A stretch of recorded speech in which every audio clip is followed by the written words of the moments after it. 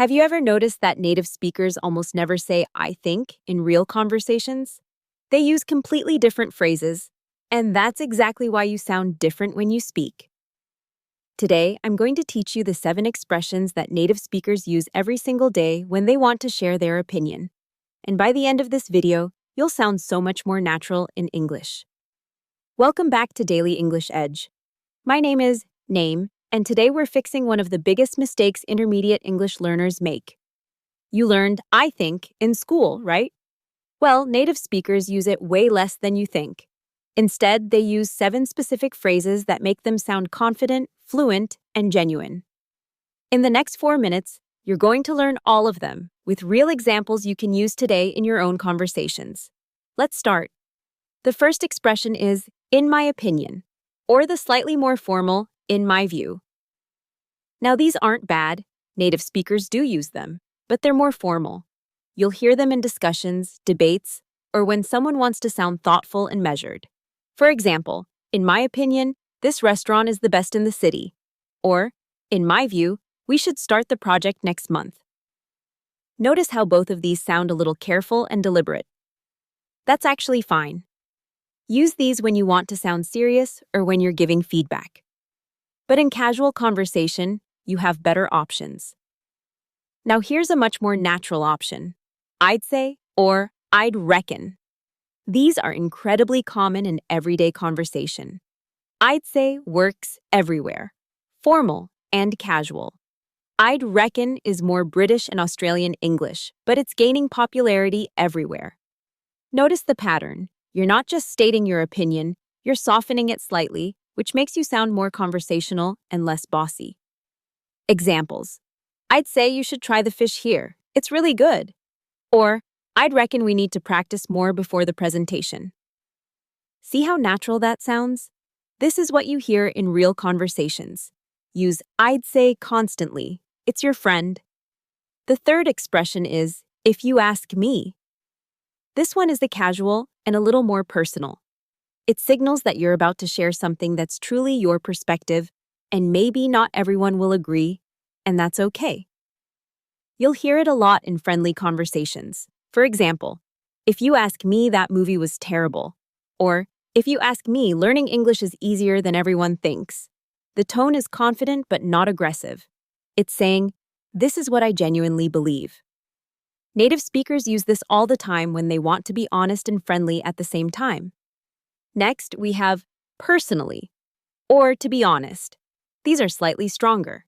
When you say "personally," you're saying this opinion is connected to your experience, your values, or your preference. When you say "to be honest," you're suggesting that maybe not everyone will say this, but you're going to be real with them. Examples: "Personally, I prefer tea to coffee." Or, "To be honest, I don't think that plan will work." Notice how both of these make you sound more authentic? Natives use these a lot because they create trust. You're not hiding behind a general statement. You're putting your real self into the conversation. The fifth expression is "from what I can tell," or "the way I see it." These are perfect when you're basing your opinion on observation or experience. "From what I can tell" is often used when you've noticed something or heard something. "The way I see it" is more personal. It's your perspective based on how you understand the world. Examples: "From what I can tell, she's not interested in the job." Or, "The way I see it, this company needs to change its strategy." Both of these sound intelligent and thoughtful. Native speakers use them when they want to sound like they know what they're talking about. Now here's something interesting. When you say "it seems like" or "it looks like," you're actually softening your opinion slightly. You're saying, "Based on what I'm seeing or hearing, this appears to be true, but I could be wrong." This is incredibly useful when you're not 100% sure or when you want to sound humble. Examples: "It seems like nobody's interested in attending." Or, "It looks like the project is behind schedule." These phrases are super common in English because they make you sound reasonable and open-minded. Native speakers use them constantly because it's a way to share a perspective without being too certain or too forceful. And finally, we have 2 more sophisticated options: "I can't help but think," and "it strikes me that." These are a little more formal and a little more interesting. They make you sound thoughtful and reflective. I can't help but think means you've been thinking about something and you kind of have to share it. It strikes me that means something has just occurred to you or impressed you in some way.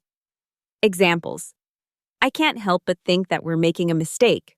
Or, it strikes me that nobody's really listening. These phrases add sophistication to your English and show that you're thinking deeply about what you're saying. So there you have it. 7 ways native speakers express opinions in English that actually sound natural and fluent. Forget "I think." Start using "I'd say," "if you ask me," "personally," and the others. The key is variety. When you mix these phrases into your conversations, you'll sound so much more like a native speaker. Now I want you to practice. Try using at least 3 of these phrases in English today, whether it's in a conversation, a video call, or even talking to yourself. The more you use them, the more natural they become. Thank you so much for watching Daily English Edge. If this helped you, please hit that subscribe button so you get a new English lesson every single day. See you in the next one.